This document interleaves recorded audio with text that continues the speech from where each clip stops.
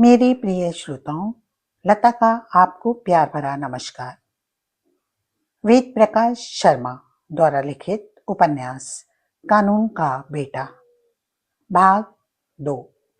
आगे बढ़ने से पहले आपसे अनुरोध है कि मेरे चैनल को सब्सक्राइब करें, लाइक करें, शेयर करें और बेल आइकन दबाना ना भूलें। धन्यवाद। एक बार फिर सारा ऑफिस उनके ठहाकों से गूंज उठा। क्या फर्स्ट ड्रॉप पर सचमुच हमारे चीफ गेस्ट रघुवर दयाल पांडे हैं केशव भैया? नहीं तो क्या बेभाव में मुझे अंदर कराओगी? आपको अंदर करने के लिए आपसे ज्यादा कानून जानने वाले की जरूरत पड़ेगी और ऐसी कोई शख्सियत कम से कम दिल्ली में तो मिलेगी नहीं। तुम्हारी राय पर चला तो अंदर हो ही जाऊंगा। क्यों भला? अगर नेताजी की सहमति के बिना इस तरह का पोस्टर छपवा कर दीवारों पर लगा दें तो मैं अकेला ही नहीं, पूरी कंपनी जेल की रोटी तोड़ेगी। यानी उनसे बात हो गई है? अंडरस्टूड है। मगर वे तैयार कैसे हो गए? क्यों? केशव के गुलाबी होठों पर मुस्कान तैर गई। हम कोई जुर्म कर रहे हैं क्या, या कानून की किसी धारा का उल्लंघन कर रहे हैं? एक बार फिर ऑफिस में संयुक्त ठहाका गूंजा। एक तरफ पंडित फाइनेंस ने सारी दिल्ली में तहलका मचा रखा था, दूसरी तरफ उसका संस्थापक होटल ताज पैलेस के रानी वन के शांत माहौल में एक बांस चेयर पर बैठा हौले हौले चार मीनार के कष्ट लगा रहा था। केशव, कोयल कूकी। क्या सोच रहे हो? खुद ही में केशव बोला। कुछ नहीं। कुछ तो सोच रही हो, लड़की ने तुनक कर कहा। पिछले करीब 10 मिनट में तुमने कोई बात नहीं की। मैं कुछ कहती हूँ तो हाँ हूँ करके रह जाते हो। यहाँ मुझे बोर करने के लिए लाए हो क्या? केशव ने शून्य से अपनी नजरें हटाकर छोटी सी गोल बांस टेबल के पार बैठी युवती को ध्यान से देखा। निहायत ही खूबसूरत थी वह, ऐसी कि जिसके देखते ही किसी भी मर्द को बाहों में भींच लेने को जी चाहे। बस वह पुनः तुनकी। अब देखने लगे। केशव हौले से मुस्कुराया। कुछ बात करो ना। क्या बात करूं? ओको, यह भी मुझे ही बताना पड़ेगा। अच्छा चलो, यह बताओ कि पिछले 10 मिनट से गुमसुम बैठे तुम क्या सोच रहे थे? मैं ये सोच रहा था कि कहाँ नर्क में बैठे हैं? हैरतवश सीप खुले 5 स्टार का लॉन तुम्हें नर्क नजर आता है?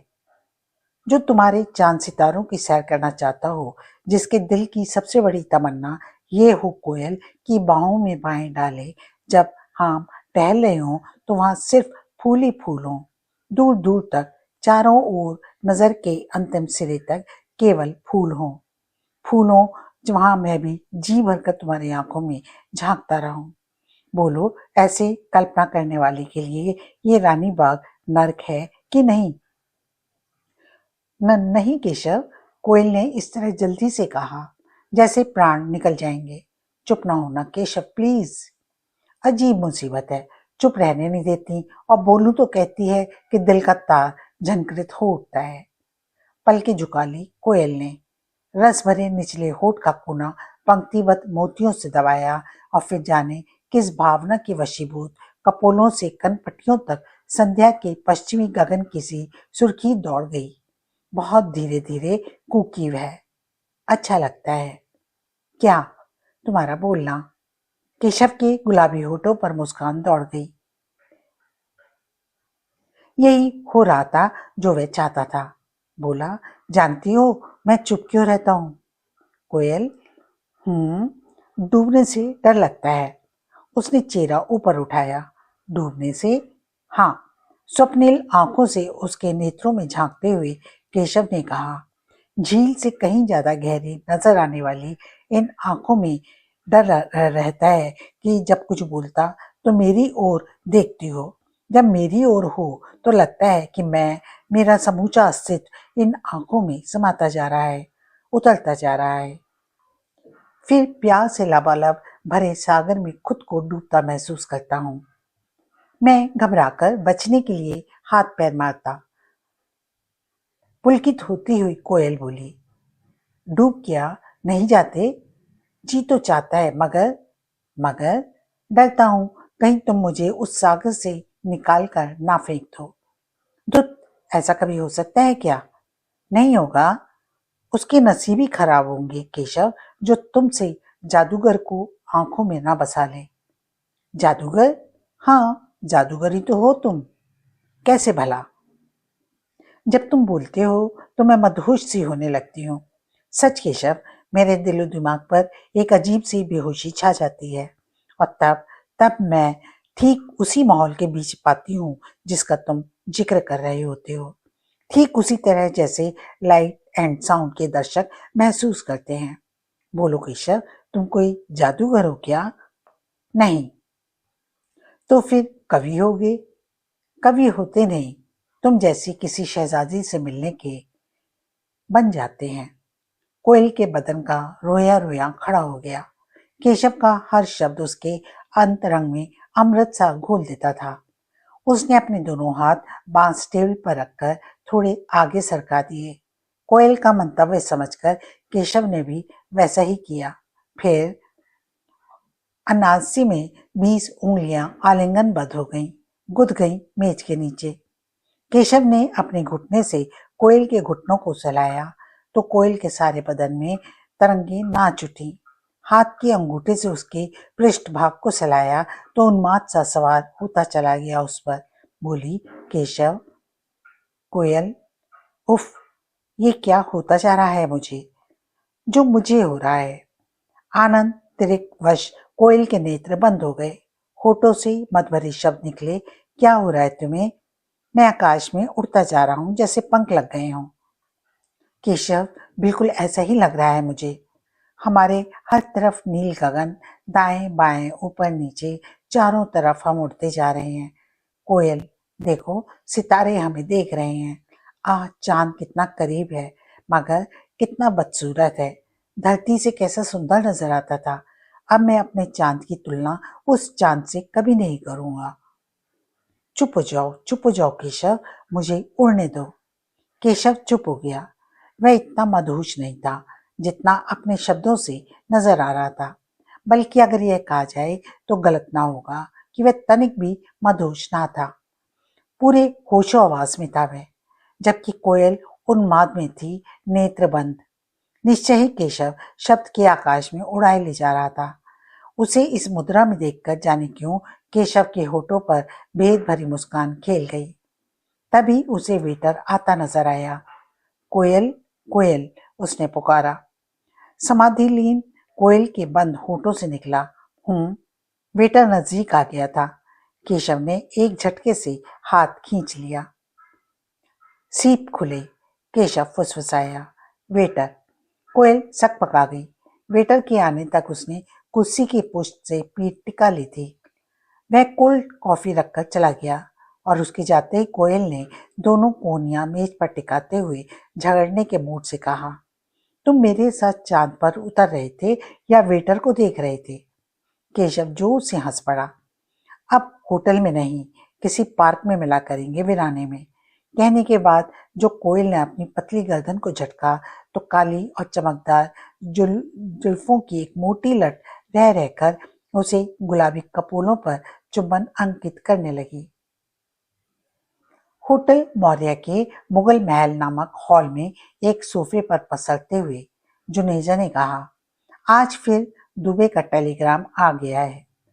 क्या लिखा है? जुनेजा ने पूछा। मैं तुमसे 50,000 मील दूर हूं, बब्बन कह उठा, यानी 50,000 मंगाए हैं। जाहिर है। कुछ पल के लिए उनके बीच मौन छा गया। इस वक्त तीनों के तन पर फर के निहायत ही कीमती कोट थे। विदेशी कपड़े की मृत्यु, विदेशी जूते और उनके अंदर से फूट रही थी विदेशी परफ्यूम की सुगंध। उंगलियों में जगमग करती हीरे की अंगूठियां, गले में नॉट। पैसे ने उन तीनों में बड़ी जबरदस्त तब्दीली ला दी थी। होने के बावजूद बब्बन अब भयानक नहीं लगता था। कुकरेजा सारे बाल सफेद हो गए थे और जुनेजा की आंखों पर चढ़ गया था नजर का चश्मा, सोने की कमाने वाला। एक उसने कहा, तुम दोनों को सांप क्यों सूंघ गया? क्या बोले? कुकरेजा ने कहा। दुबे के इन टेलीग्रामों का कोई इलाज करना है या नहीं? जब भी उसका टेलीग्राम आता है हमारे बीच चर्चा होती है, बब्बर ने कहा। सिर्फ चर्चा। आज 21 साल बाद भी हम उसका कोई इलाज नहीं सोच पाए हैं। फिर बेवजह झक मारने से फायदा? हम लोग उसके पंजे से एक कैसेट नहीं निकाल सकते। अनेक बार साबित हो चुका है कि नहीं। मगर क्यों नहीं? जुनेजा उत्तेजित हो उठा। उन दिनों हम जो चाहते थे सो कर लेते थे, जब कुछ भी नहीं थे। मैं शिक्षा विभाग में क्लर्क था, तुम मेरे अफसर हुआ करते थे, और तुम इलाहाबाद के एक थर्ड क्लास इलाके के थर्ड क्लास गुंडे। उस वक्त हमने जो चाहा किया, और आज हम सर्व सुख संपन्न हैं। पैसे, दिमाग से, रुतबे से, सब कुछ है हमारे पास। उस साले का कत्ल करने के लिए एक आध गुंडा नहीं बल्कि सारे कोबरा को खरीद सकते हैं। क्यों? बब्बन बोला। हम लोग कत्ल करना भूल गए हैं क्या, जो इसके लिए कोबरा के तलवे चाटते फिरें? फिर फिर क्या दुबे का कोई इलाज नहीं हो सकता? अगर कत्ल उसका इलाज होता तो आज अजय कुमार नाम का आदमी इस दुनिया में नहीं होता। मगर तुम हो कि कत्ल उसका इलाज नहीं है। उसने वार्निंग दे रखी है कि अगर उसका कुछ भी हो गया, भले ही वह हमने किया या करवाया ना हो, उस वीडियो कैसेट को वह आदमी सीधा हाई कोर्ट में पहुंचा देगा, जिसके पास उसने कैसेट का प्रिंट रखा है। और वह आदमी कौन है, इस बारे में हमें कुछ पता नहीं। यही तो मुसीबत है। पुरजोर कोशिश के बाद उस आदमी का पता नहीं लग पाया। कुकरेजा बोला। जरूरी नहीं कि ऐसा कोई आदमी हो ही। क्या मतलब? हमें डराने के लिए यह काल्पनिक कहानी भी तो गढ़ रखी हो सकती है उसने। लेकिन जुनेजा बोला, अगर सच हुई तो? यही डर तो आज तक हमें ब्लैकमेल कराता चला आ रहा है। मैं कहता हूं कि ऐसा कुछ है ही नहीं, बब्बर ने कहा। वह हमें सूखी भैरवी से डराता चला आ रहा है।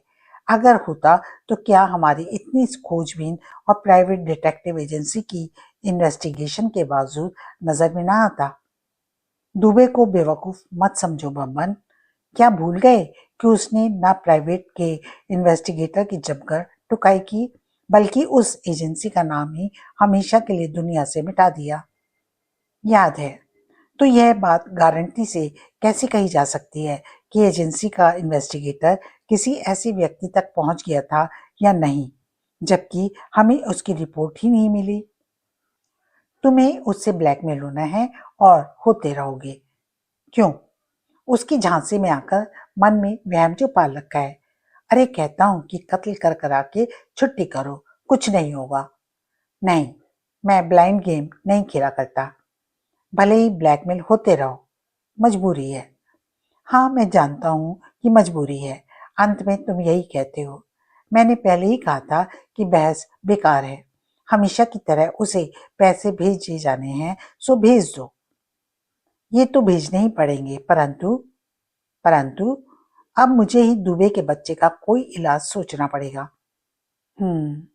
एक विदेशी सिगार मोटे होठों पर लटकाने के बाद बब्बन ने उसे सुलगाया और बोला, यह बात उस वक्त जरूर कही जा सकती है जब उसे पैसे भेजे जाते हैं। जुनेजा और कुकरेजा ने भी अपने सिगार सुलगाए। धुआं छोड़ते हुए जुनेजा ने कहा, इस बार इलाज जरूर सोचा जाएगा। मरते दम तक मैं ब्लैकमेल होता नहीं रह सकता। बस एक बार उस कैसेट के सारे प्रिंट मेरे कब्जे में आ जाएं। उसकी बात मुझे बता देना, बब्बन बोला। कत्ल मैं कराऊंगा। जुनेजा ने बब्बन को यूं घूर कर देखा जैसे ताड़ने की कोशिश कर रहा कि कहीं बब्बन मजाक तो नहीं उड़ा रहा है। इससे पहले कि उनके बीच कोई और बात होती, एक युवक तेज कदमों के साथ चलता हुआ उनकी टेबल के नजदीक आया। वह केशव था। पुतलियां कॉन्टेक्ट लेंस की वजह से इस वक्त काली नजर आ रही थीं। तीनों की तरफ बारी बारी से देखता हुआ वह बड़े ही सौम्य अंदाज में मुस्कुराता रहा, जबकि वे तीनों अजीब से सस्पेंस में पड़ गए थे। काफी देर तक उनके बीच खामोशी छाई रही, तनावपूर्ण सन्नाटा। मामला सहनशक्ति से बाहर होने पर बब्बन गुर्राया, कहिए, क्या मैं यहाँ बैठ सकता हूँ? उसने शिष्टता के साथ पूछा। और बहुत सीटें हैं, कुकरेजा ने कहा। आप कहीं भी बैठ सकते हैं। मगर मुझे यहीं बैठना है, कहने के साथ केशव उनके सामने वाले सोफे पर बैठ ही जो गया। अरे, अजीब बदतमीज आदमी है, जुनेजा बोला। कुकरेजा ने कहा, 5 स्टार में ऐसे जाने कैसे घुस आते हैं जिनको एटिकेट से दूर दूर तक नाता नहीं। चेहरे पर खतरनाक भावों के साथ बब्बन सोफे से खड़ा होता हुआ बुलाया। 1 सेकंड के अंदर तुम इस सोफे से उठते हो या नहीं? नहीं, केशव ने स्पष्ट कहा। और भन्नाया हुआ बब्बन अभी उस पर झपटी पड़ना चाहता था कि जुनेजा ने हाथ के इशारे से उसे रोक दिया। बोला, बैठ जाओ कुकरेजा, होटल का स्टाफ खुद इस गंदगी को उठाकर बाहर फेंकेगा। हाँ हाँ, जरूर बजाओ, तुम भी बजाओ बब्बन उस्ताद, केशव ने आराम से कहा। इत्तेफाक से थाना ताज होटल के नजदीक ही है। वहां जाकर सिर्फ मुझे दुबे के टेलीग्राम का मतलब और वीडियो कैसेट के बारे में 2-4 शब्द कहने पड़ेंगे। बिजली का नंगा तार जैसे एक साथ तीनों के जहन में टकरा गया। दिल धक से रह गया। बेल के स्विच पर कुकरेजा का हाथ मच्छर की तरह भिनभिना रहा था, जो कि उंगलियों से सिगार फूटते फूटते बचा। बब्बन का तना हुआ चमत्कारिक ढंग से पीला पड़ गया चेहरा। तीनों की नजरें केशव पर, और वह जिसका नाम केशव पंडित था, चेहरा पूरी लापरवाही के साथ कीमती लाइटर से 4 मीनार की सिगरेट सुलगा रहा था। लाइटर से फूट रहा था धीमा धीमा मधुर संगीत। वे अवाक, अभी वो उसको देख ही रहे थे कि चूना और तंबाकू खाने गए वक्त के साथ सिगार पीना शुरू कर दिया बब्बन उस्ताद। मगर अभी ठीक से पीना आया नहीं। बुझ गया है, लो सुलगा लो। बब्बन का जी चाहा कि अभी इसी वक्त उसके चेहरे पर आकर थप्पड़ रसीद कर दे, सिगार को मेज पर रखी एशट्रे में मसल दे, परंतु ऐसा कुछ भी ना कर सका वह। कुकरेजा और बब्बन ने ही नहीं बल्कि स्वयं ने भी गर्दन घुमाकर देखना चाहा कि पीठ पर क्या चिपका है। वे देख ना सके, जबकि बब्बन और कुकरेजा की दृष्टि उसके कोट पर चिपके लट्टू पर चिपकी रह गई थी। मुस्कुरा रहा था जालिम, और भगवान जाने उस मुस्कुराहट में कौन सी बात थी कि अपनी समस्त इच्छाओं के विपरीत बब्बन को उसके लाइटर से सिगार सुलगाना पड़ा। लाइटर ऑफ होते ही उससे निकलता संगीत बंद हो गया। उसे मेज पर रख के केशव ने कहा, सिगार में यदि जल्दी जल्दी कश ना लगाए जाए तो वह बुझ जाता है। तीनों चुप, जैसे सांप सूंघ गया हो। मंत्र मुख से वे केशव की तरफ देख रहे थे। जवाब में केशव भी उन्हें देखकर मुस्कुराने लगा, और फिर सबसे पहले जुनेजा की तरह टूटी। उसने सवाल किया, कौन हो तुम? उसकी सवाल पर कोई ध्यान दिए बिना केशव ने कुकरेजा से कहा, आप मेरे लिए एक कष्ट करेंगे मिस्टर कुकरेजा? क्या? मुंह से बेसाहता बात निकल गई। मिस्टर की पीठ पर लट्टू जैसी चीज चिपकी हुई है, अगर उसे वहां से छुड़ा कर दे दें तो बड़ी मेहरबानी होगी। प्लीज उसे दीजिए। और यह केशव लहजे का ही एक जादू था कि कुकरेजा को उसके आदेश का पालन करना पड़ा। अब उनके साथ साथ भी केशव के हाथ में मौजूद लट्टू को यूं देख रहा था जैसे वह अजूबा हो। कुछ देर केशव ने उनके बोलने का इंतजार किया, मगर जब पाया कि तीनों अजब माया जाल में उलझे हैं तो बोला, लगता है आज तक आपने सिर्फ टेलीफोन देखे हैं, उससे बड़ा फोन नहीं। बड़ा फोन? जी हाँ, आज मैं आपका परिचय माइक्रोफोन से कराता हूँ। कहने के बाद केशव ने सिगरेट में जोरदार कश लगाया। बोला, यह माइक्रोफोन का माइक है। इसे इसी तरह कहीं भी चिपकाया जा सकता है, जिस तरह तुम्हारे कोट पर चिपका हुआ था। मेरे कोट पर इसे कब और किसने चिपकाया? जब तुम गाड़ी से निकल रहे तो एक आदमी तुमसे टकराया था। मैंने ध्यान नहीं दिया। शक्ल भी याद नहीं उसकी? नहीं। चलो अच्छा हुआ, देख लेते तो डर जाते।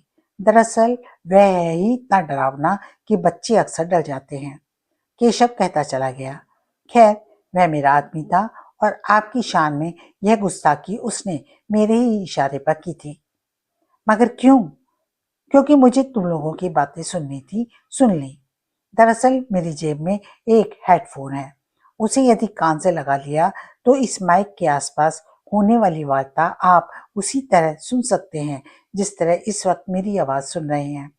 शर्त यह है कि कान से हेडफोन लगाए आप माइक से 50 मीटर की रेंज में रहें। और माफ करना, मैं आपसे 51 मीटर दूर नहीं था। वे फिर चुप, सिट्टे पिट्टे गुम हो गई। माइक को जेब में रखते हुए केशव ने कहा, उम्मीद है कि अब आप लोग यह पूछकर वक्त जाया नहीं करेंगे कि मैं दुबे की कैसेट के बारे में कैसे जानता हूँ। मामा, मगर तुम्हें यह कैसे मालूम कि मैं तंबाकू और चूना खाता था? बब्बन ने पूछा। इस संबंध में शायद आपस में हमारी कोई बात नहीं हुई। बेशक नहीं हुई। फिर मैं तो ये भी जानता हूँ कि सिगार से पहले मिस्टर जुनेजा विल्स किंग पिया करते थे। कैसे? यह वीडियो फिल्म एक टीचर और उसके परिवार पर किए गए तुम्हारे जुल्मों की फिल्म है। टीचर का नाम शायद रविशंकर, लड़की का नाम खुशबू और एक लड़का भी था। क्या नाम था उसका? अपने मस्तक पर उंगली मारता केशव सोचने का नाटक करता हुआ बोला। बड़ा भला सा नाम था, जहन में नहीं आ रहा। खैर, तुम्हें तो याद होगा, क्या नाम था उसका? हाँ, शायद केशव। बेचारे, बता क्या दें? होश तो पहले ही फाख्ता हो रहे थे। कांटों तो खून नहीं, चेहरे आंखें वीरान, जादू के जोर से स्टैचू में तब्दील हो गए थे वे। और तभी केशव ने तीनों के सामने चुटकी बजाते हुए कहा, पताल से दुनिया में आ जाओ, वहां बस जाने से काम नहीं चलेगा। 15 देर बाद उन्हें एहसास हुआ कि दिल अभी तक धड़क रहे हैं। पहले कुकरेजा ने स्वयं को संयत किया। यह कामयाबी शायद उसे इसलिए मिली थी क्योंकि वीडियो फिल्म में वह कहीं नहीं था। बोला, आप कौन हैं और इतना सब कैसे जानते हैं? अभी तक मुझे तुम कह रहे थे, अब आप कहने लगे हो। इस इंक्रीमेंट के लिए शुक्रिया। केशव बोला, एक सांस में तुमने मुझसे 2 सवाल पूछे और अफसोस की बात यह है कि दोनों ही सवाल गलत पूछ लिए। दरअसल बात जिस क्रम से चल रही है उसमें तुम्हें मुझसे पूछना चाहिए कि मैं और क्या जानता हूँ। कुकरेजा उसे देखता रह गया। कोशिश के बावजूद उसके मुंह से आवाज नहीं निकल रही थी, जबकि केशव ने पुनः पूछा, पूछो। और क्या जानते हो तुम? कुकरेजा को पूछना पड़ा। बस मैं और ज्यादा नहीं सुन सकता।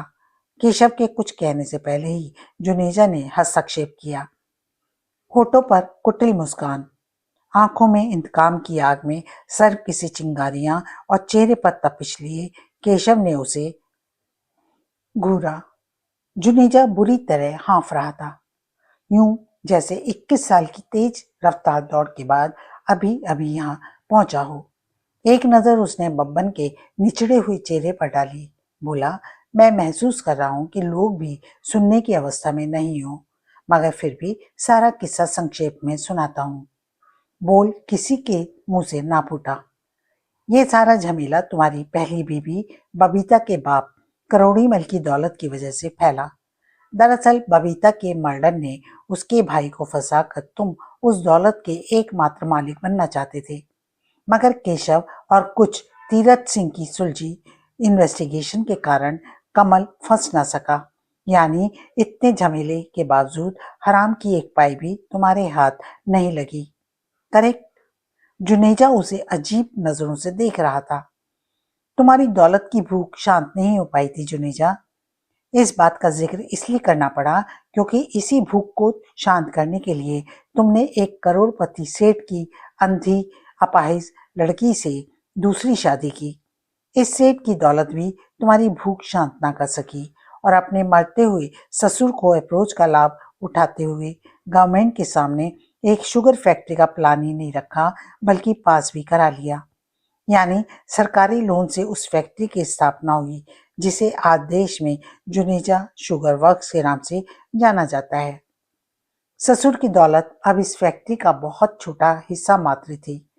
बब्बन और कुकरेजा जैसे अपने राजदारों को तुमने फैक्ट्री में एडजस्ट करके इसे लिमिटेड बना दिया, और आज तुम जिस जुनेजा शुगर वर्क्स लिमिटेड के डायरेक्टर बने बैठे हो वह तुम्हारी कम शेयर्स के जरिए पब्लिक की ज्यादा है। जुनेजा को सांस तक लेने में असुविधा हो रही थी। एक लंबी सांस लेने के बाद केशव ने पुनः कहा, तुम्हारी आर्थिक तरक्की के बारे में बताने के चक्कर में उलझकर मैं तुम्हारे एक और कारनामे के बारे में बताना तो भूल ही गया। और यह कारनामा था छत से तुम्हारी अंधी और अपाहिज बीवी का गिर पड़ना, है ना? कहकर आंखों में झांकता हुआ केशव अर्थपूर्ण ढंग से मुस्कुराया। गारंटी से स्वयं उसे नहीं मालूम था कि उसका छत से गिरकर मर जाना भी था या जुनेजा द्वारा बनाई गई दुर्घटना, मगर केशव यह भी नहीं करना चाहता था कि इस बारे में उसे कुछ मालूम नहीं है। सो साफ शब्दों में उसे कुछ ना कहकर वह गोल मोल कर गया और अब अर्थपूर्ण मुस्कान के जरिए कहना चाहता था कि ऐसी कोई बात नहीं जो उसे मालूम ना हो। बहुत कुछ नहीं अनुपम, सब कुछ, केशव ने अंतिम शब्दों पर जोर दिया। मैं सब कुछ जानता हूं। मैंने स्वीकार किया। Thank you. मगर आप ये सब जानते कैसे हैं? कुकरेजा ने पूछा। हाँ, अब यह सवाल जायज है और इसके साथ ही अब आपको यह जानने का भी पूरा अधिकार है कि मैं कौन हूं। दिल धक धक करने लगे। दरअसल अगर मैं अपना नाम बता दूं तो अपने इस सवाल का जवाब भी आप लोगों को खुद ब खुद मिल जाएगा कि मैं इतना सब कुछ कैसे जानता हूं। अलग से बताने की जरूरत नहीं पड़ेगी मुझे। कौन है आप? King cobra. King cobra? तीनों के मुंह से एक साथ निकला। यूं उछल पड़े वे जैसे हजार बोल्ट का तार सीधा उनके जहन से टकराया हो। आंखों में हैरत लिए वे केशव को यूं देख रहे थे मानो अचानक उनके सिर पर सींग उग आए हों। दिल हथौड़े बनकर पसलियों पर चोट करते हुए कुछ वैसी ही आवाज उत्पन्न करते से मालूम पड़े जैसे संगत राश की छेनी हथौड़ी से निकलती है। वह मुस्कुरा रहा था और मुस्कुराई जा रहा था। जुनेजा को अपने होशोहवास दुरुस्त करने में कम से कम 5 मिनट लगे और 5 मिनट के बाद उसने पुनः अविश्वसनीय स्वर में सवाल किया कि क्या आप सचमुच किंग कोबरा हैं? तुम्हें यकीन नहीं आ रहा?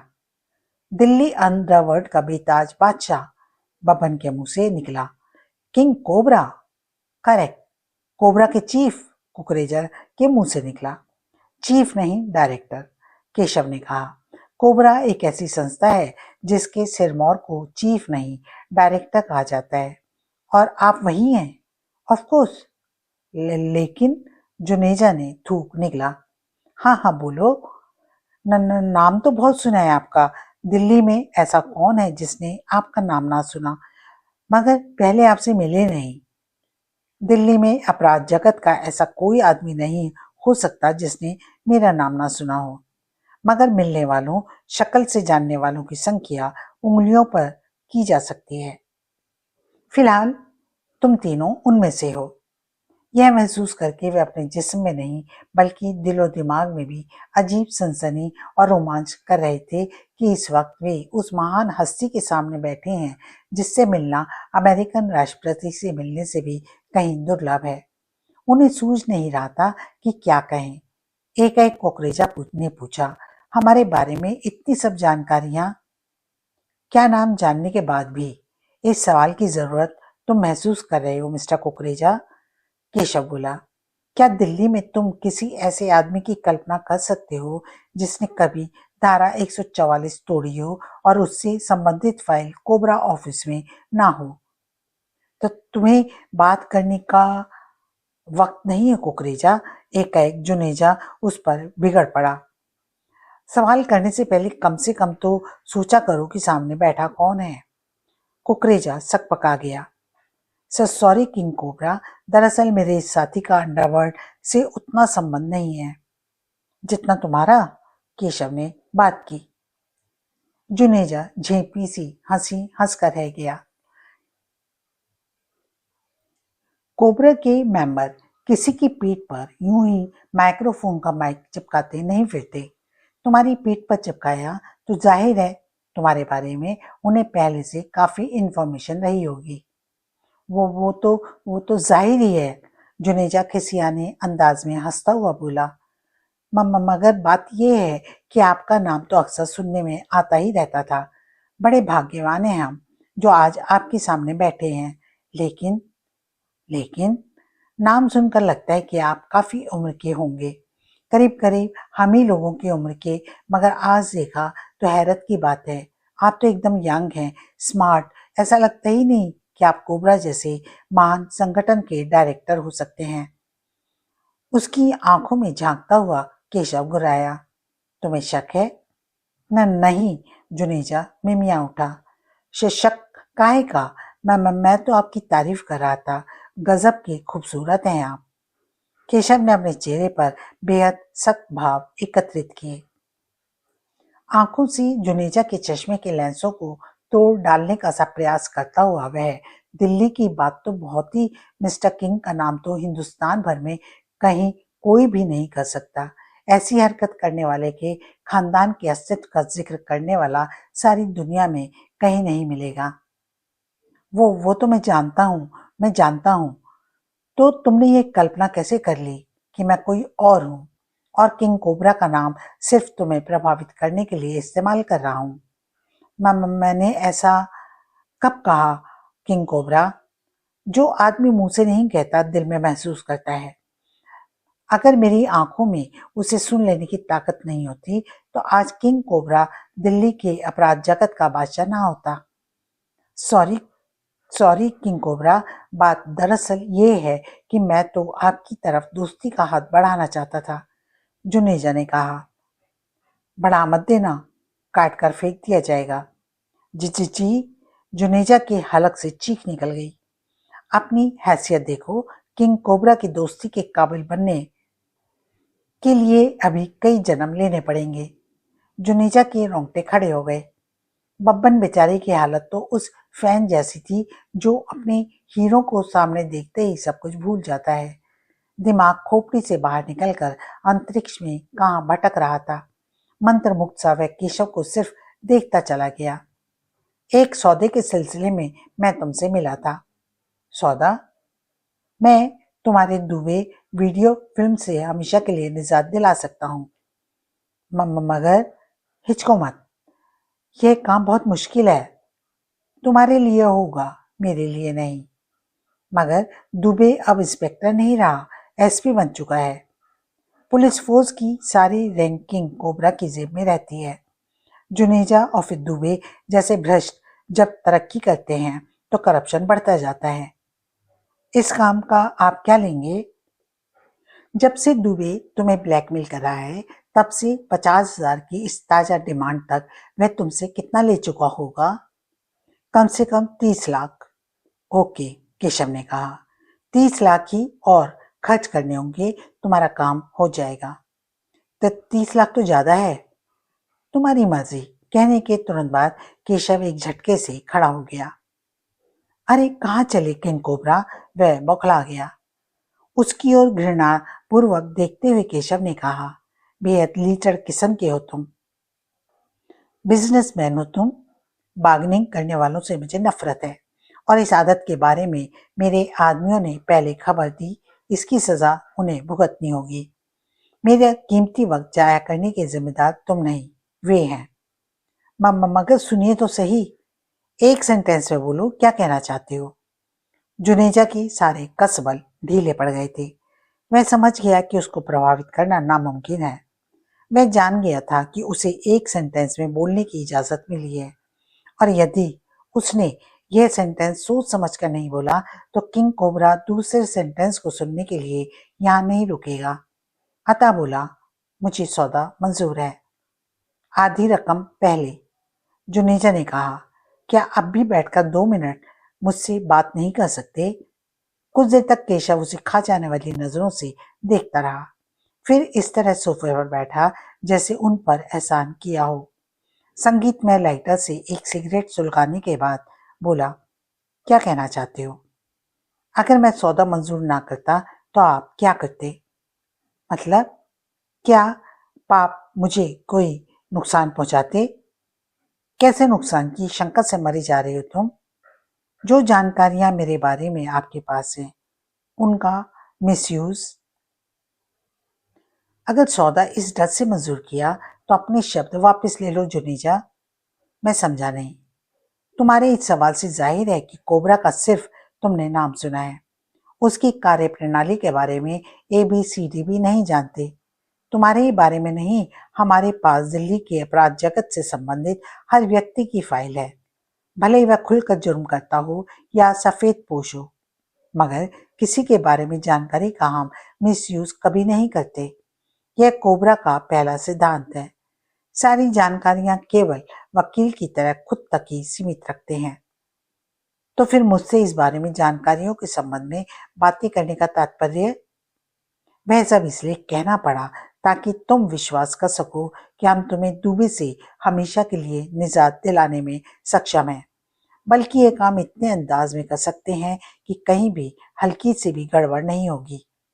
यानी अगर मैं सौदा मंजूर ना करता तो आप दुबे की तरह अपनी जानकारियों का मिसयूज करने वाले नहीं थे।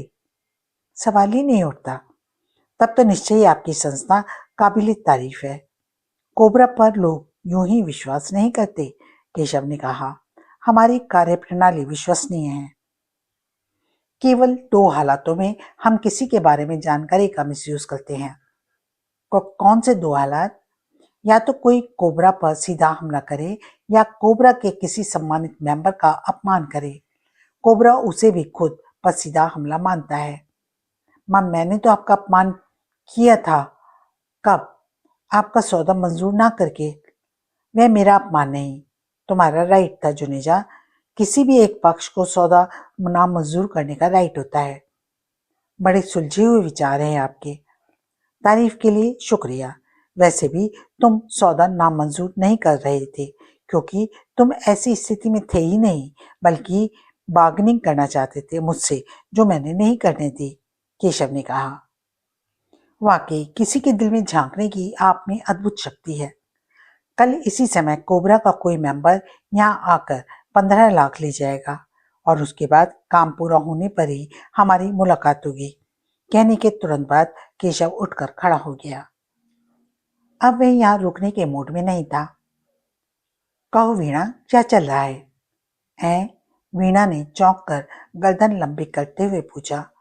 किस दीवाने ने मेरे तारों को छेड़ा? मैंने हंसते हुए केशव ने कहा। क्यों?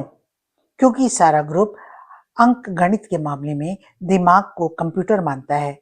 साजिद ने अभी अभी रिपोर्ट दी कि आज शाम 5 बजे तक पंडित फाइनेंस के 65,000 सदस्य बने हैं और अब तुम्हें हिसाब लगाकर बताना है कि कंपनी के पास कितना रकम हो गई। इसमें हिसाब लगाने जैसी क्या बात है? 200 रुपए की मेंबर के हिसाब से रुपए सीधे हो गए 1,30,00,000।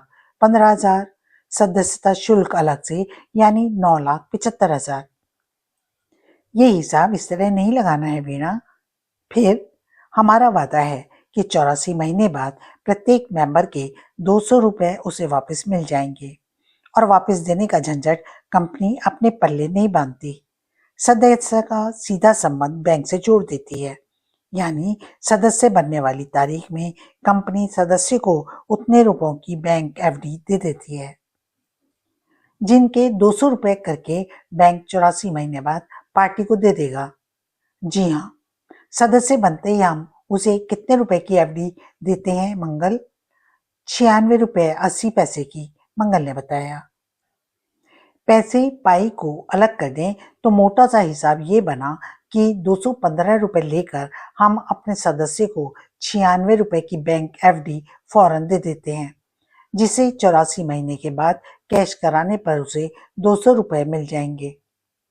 ये FD की व्यवस्था आपने रखी क्यों है केशव भैया? पहली बात तो ये कि बैंक FD देकर यह 7 साल बाद रकम लौटाने के झंझट से मुक्त हो जाते हैं। दूसरी ये कि बैंक FD पब्लिक में कंपनी की विश्वसनीयता बढ़ाती है। अगर हम FD ना देकर सिर्फ यह वादा करते कि 84 महीने बाद कंपनी आपके 200 रुपए वापस कर देगी तो कुछ लोग शक से घिर जाते कि पता नहीं 84 महीने के बाद कंपनी उसके 200 रुपए वापस करेगी या नहीं। एफडी के हाथ में आते ही मेंबर संतुष्ट हो जाता है। 84 महीने बाद उसे 200 रुपए मिल जाएंगे। सो तो है। खैर, हम हिसाब के संबंध में बात कर रहे थे। केशव ने कहा, 215 में से 99 रुपए की एफडी निकाल दो तो बचे 119 रुपए। ऊपर के 19 रुपए हम विज्ञापन आदि पर खर्च कर रहे हैं। बाकी बचा 100 का नोट। ये 100 का नोट हमारा और हमारे बाप का है, किसी को नहीं लौटाना है ना। खुली लूट, कोई बिगाड़ सकता है हमारा कुछ? हर महीने इनाम भी तो देने हैं। जरूर दिए जाएंगे। कितने के हैं इनाम? 51,500 रुपए के हर दूसरे महीने मारुति डीलक्स अलग। आप लोगों को तो खैर पहले ही विश्वास था, केशव ने कहा। अब मुझे यकीन हो चला है कि ड्रॉ की डेट तक हम 1 लाख मेंबर बना लेंगे। ज्यादा, साजिद ने कहा। हमारे चीफ गेस्ट का पोस्टर दीवारों पर चिपकते ही कंपनी में लोगों की विश्वसनीयता और बढ़ेगी। फिर भी हम मोटे तौर पर 1 लाख मेंबर मान लेते हैं। ओके, प्रति मेंबर 100 रुपए जमा कर रहे कितने रुपए हो गए वीणा? सीधे 1 करोड़। अब हम यह करोड़ रुपया विभिन्न लोगों को विभिन्न ब्याज दरों पर फिनेंस करेंगे। किसी को बस के लिए चाहिए, किसी को ट्रक, टीवी, फ्रिज या किसी को छोटी मोटी फैक्ट्री ही लगानी है। मतलब ये कि विभिन्न दरों पर 1 करोड़ रुपया चलाने पर हमारी महीने भर की ब्याज की आय का औसत कम से कम 4% आएगा। जी, 1 करोड़ के 4% कितने होते हैं वीणा? 4 लाख। ये कंपनी की 1 महीने की ब्याज की आय होगी। तब जबकि मेंबर 1 लाख हों, जितने बढ़ेंगे मूलधन और उसके ब्याज को आय उतनी ही बढ़ती जाएगी और मेंबर बढ़ेंगे ही। इसमें कोई शक नहीं। इनाम हर महीने हमें वही 51,500 के निकालने हैं। हर 2 महीने बाद गाड़ी का मतलब है कि महीने में 96,500 रुपए के इनामों का औसत आएगा। 50,000 रुपए इस विशाल ऑफिस की मेंटेनेंस और कर्मचारियों की तनख्वाह आदि में निकलकर जो भविष्य में हमारे खर्चे हैं, तब भी 2,53,500 रुपए हर महीने कंपनी को ब्याज की आमदनी होगी। साल में वे 30,42,000 हो जाते हैं। इस तरह मैदान आपके सामने खुला है। पैसा पैसे को खींचता है, चाहे कितना कमा लो। जरा सोचो, अगर लूट मार या बैंक रॉबरी भी करते तो क्या मिलता? वाकई हमने एक अप्रूव्ड और बड़ी लूट शुरू की है केशव भैया। लूटो, सारी जिंदगी जुटे रहो, ऐसा कोई कानून नहीं जो तुम्हें रोक सके। पब्लिक लूटने को तैयार बैठी है। कानून उनसे लुटवाने की जरूरत है सिर्फ लूटने के टैक्ट की। आप इस तरह लूटें कि कानून की कोई धारा ना टूटे। मंगल ने कहा, हिसाब में थोड़ी गड़बड़ हो गई है केशव भैया। क्या? शेखर ने कुछ फॉर्म ब्लैक किए हैं। हंसी का फव्वारा छूट पड़ा। मैं तुम्हें एक काम सौंपना चाहता हूँ साजिद। शौक से। काम थोड़ा खतरनाक और संवेदनशील है। वह तो मैं तभी समझ गया था जब आपने मुझसे यही रुकने के लिए कहकर बाकी सब लोगों को बाहर जाने का हुक्म दिया था। वह काम कंपनी से संबंधित नहीं है। जाहिर है, साजिद ने कहा। अगर होता तो आप पूरी टीम के सामने मुझसे कहते। काम कंपनी से संबंधित भले ही ना हो, मगर फिर भी पूरी टीम के सामने कहने में कोई हिचक नहीं थी, क्योंकि मैं तुम लोगों में से किसी को अपने से अलग नहीं समझता। तुमसे अलग में बात करने का कारण सिर्फ ये है कि काम सिर्फ एक आदमी का है। बाकी लोगों के सामने जिक्र करके क्यों कंपनी के काम को शिथिल किया जाए। मुझे एक आदमी की जरूरत थी, सो तुम्हें चुन लिया। मेरी खुशनसीबी। एक बार फिर सोच लो, काम खतरनाक है। बड़े अजीब स्वर में पूछा साजिद ने। मेरी जान जाएगी या नहीं? इतना खतरनाक भी नहीं है। मेरी बदनसीबी। क्या मतलब? आपने दूसरी बार कहा कि काम खतरनाक है तो मुझे खुशी हुई। सोचा कि खुदा बड़ा मेहरबान है मुझ पर, जो इतनी जल्दी मुराद पूरी करने जा रहा है। मुराद? हाँ केशव भैया, 5 वक्त नमाज के पीछे केवल एक ही मुराद यह है कि अल्लाह ताला, यूं तो तेरे खजाने में 1000 नियामतें हैं, मगर मैं एक ही मुराद मांगता हूँ कि जब तेरी बख्शी से ये जान निकले तो उसकी वजह मेरे केशव भैया हों, उन्हीं के लिए जान निकले मेरी। साजिद, केशव चीख पड़ा। आप खफा हो गए भैया? नीली आंखें डबडबा उठी। बोला, तुम्हें अभी मरना नहीं है, मेरे साथ रहना है तुम्हें। अभी बहुत काम करने हैं साजिद, अभी तो काम शुरू हुए हैं। वे सब काम मैं अकेला नहीं कर सकता। तुम सबको आखिरी सांस तक कंधे से कंधा मिलाकर मेरे साथ चलना है। आखिरी सांस आए आपके दुश्मनों को। हाँ, जहां तक साथ की बात है, साजिद का जिस्म अगर ना भी रहा तो रूह आपके साथ रहेगी। केशव चुप रह गया, साजिद को देखता रहा, इस तरह जैसे कोई व्यक्ति अपने जीवन की सबसे अनमोल उपलब्धि को देखता। ऑफिस में एयर कंडीशनर की धीमी आवाज गूंज रही थी। केशव ने एक सिगरेट सुलगाई। कौन से काम की बात कर रहे थे भैया? कल शाम मौर्य होटल के महल नामक हॉल में तुम्हें एक पार्टी से 15 लाख रुपए लाने हैं। 15 लाख? हाँ, रुपए आपको किसी से लेने की क्या जरूरत है, जबकि उसका कंपनी के हिसाब से कोई मतलब नहीं साजिद। ओ, आप तो नाराज हो गए, साजिद ने जल्दी से कहा। आ जाएंगे। केशव के चेहरे पर अचानक उभरी सुर्खी उसका जवाब कम पड़ती चली गई। बोला, वहां उन लोगों में से तुम्हें खुद को कोबरा का आदमी कह रहा है। अब साजिद उछल पड़ा, मुंह से अनायासा ही निकला, कोबरा? हाँ, मामले में उसका नाम है, इसलिए कहा था कि काम में थोड़ा खतरा हो सकता है। अगर उसके आदमियों को मालूम हो गया कि खुद को उसका आदमी बताकर किसी से 15 लाख रुपए ले रहे हो तो दिल्ली के अंडरवर्ल्ड में अच्छा खासा हंगामा खड़ा हो सकता है। काम सचमुच रोचक है भैया। हालांकि ये 15 लाख लाता तो मैं खुद ही, मगर अपनी गरिमा की खातिर तुम्हें बीच में घसीटना पड़ा। गरिमा? उनकी नजर में मैं किंग कोबरा, और यदि 15 लाख लेने पहुंचूंगा तो उन्हें शक हो जाएगा कि मैं किंग कोबरा हूं या नहीं, क्योंकि ऐसे छोटे मोटे काम कोबरा के मेंबर करते हैं, किंग कोबरा नहीं। आप किंग कोबरा? मैंने उन्हें अपना यही परिचय दिया है। साजिद के मुंह से बोलना फूटा।